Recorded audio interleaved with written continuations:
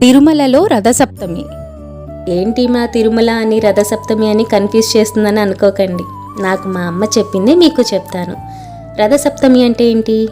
ఆ సూర్య భగవానుడి జన్మదినం, ఇంకా శ్రీ వెంకటేశ్వర స్వామికి అత్యంత పవిత్రమైన రోజు. ఎందుకంటే పురాణాల ప్రకారం ఈరోజు స్వామివారు మొదటిసారి భక్తులకి దర్శనమిచ్చారు. అందుకే దీనిని ఆది దర్శనం రోజు అని కూడా అంటారు.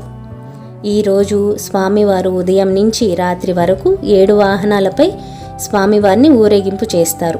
అవేంటో తెలుసుకుందాం. సూర్యప్రభ వాహనం, చిన్నశేష వాహనం, గరుడ వాహనం, హనుమంత వాహనం, కల్పవృక్ష వాహనం, సర్వభూపాల వాహనం, చంద్రప్రభ వాహనం. స్వామివారు సూర్యుని రూపంలో సూర్యప్రభ వాహనం మీద దర్శనమిస్తారు. ఆ రోజు ఇంకో ప్రత్యేకత కూడా ఉందండోయ్, చక్రస్నానం. చక్రస్నానం అంటే ఏంటి?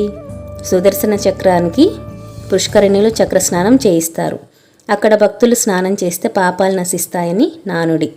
రథసప్తమి రోజు తిరుమలలో ఆ స్వామివారిని దర్శిస్తే ఆ శ్రీ వెంకటేశ్వర స్వామివారి అనుగ్రహం ఉంటుందని నమ్మకం.